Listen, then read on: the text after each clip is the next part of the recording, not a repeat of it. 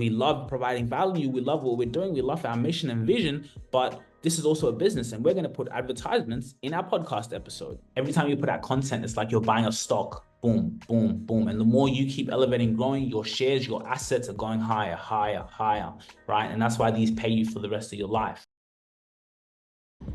Hey, what's up guys? I'm here at Tankstream Labs. Now I'm hosting my first live workshop on personal branding and podcasting.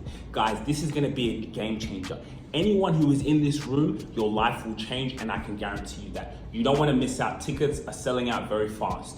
Here in this amazing boardroom, let's go, baby. How can a podcast function as a media company? And what are the key business strategies to ensure it generates consistent revenue? Yeah, so the way a podcast can function as a media company is by you recording all of these things and now generating awareness, generating revenue by constantly uploading, constantly recording, constantly grabbing content. So now that content captures people, it hooks people's attention, they spend more time with you, and the more time they're gonna keep spending with you, revenue is gonna flow. Again, affiliate marketing, your business, right? Like this was in Thailand. We took the mics, took our cameras to Thailand, always recording, right? We built a media company around our family. And media has always been the way. Media has always been the way. When they used to do a coup in them days, right? What did they do? They'd go and take over the newspapers, right? Because that's the media. You go and take over the media. When you take over the media, you control the narrative. So when you control the narrative, you control attention. And when you control attention, you generate consistent revenue. You'll always be able to make money, right? Even maybe, let's say your business is not doing so well. Your podcast could be helping upload. You can be investing from the podcast back into your business because the podcast is generating revenue, through affiliate marketing, right? Just through your personal branding. Now people want to speak to you. You're getting speaking gig engagements because you have a podcast, right? So you're always going to generate revenue by having such a powerful asset, right? And the more you keep recording, those are assets. Again, I talk about it like stocks. Every time you put out content, especially like a place like YouTube, but every time you put out content, long form content,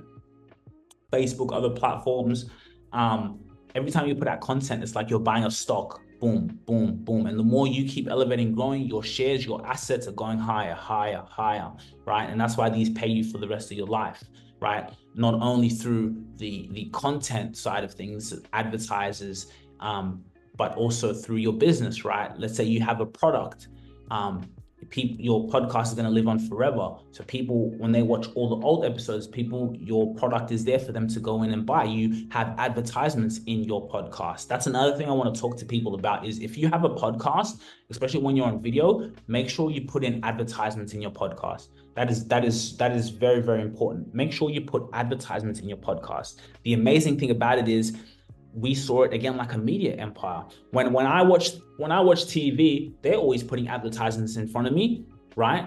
So now I don't need to be on television. This is my television, and in my television, we're putting on these amazing podcast conversations for free because we love providing value, we love what we're doing, we love our mission and vision. But this is also a business, and we're going to put advertisements in our podcast episode. Right? And it's not like YouTube. You see on YouTube, you can skip advertisements.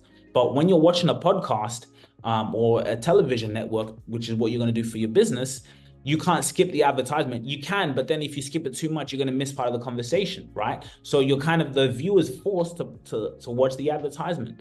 And the more you advertise, because it's valuable and you can be creative, you can put great advertisements because what you have is valuable. And again, there does come a lot of strategy. So a lot of this now also comes to who's good at strategy, who's really thinking. Because now, for me, I've always said people can tell an advertisement for a mile away. I'd rather make it where it's entertaining, where they don't even know they're watching an advertisement. Not only is the whole podcast an advertisement, but that little advertisement that you put in can be so natural and authentic and so problem solving that, wow, yeah, let me sign up for the newsletter, right? You're putting something for free, right, that they can go in and do.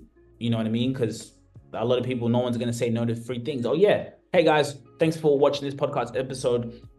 just real quick, make sure you go and subscribe to our newsletter. We have a newsletter updated and it's got some secrets in there for you. So go sign up to our newsletter so you can get that updated.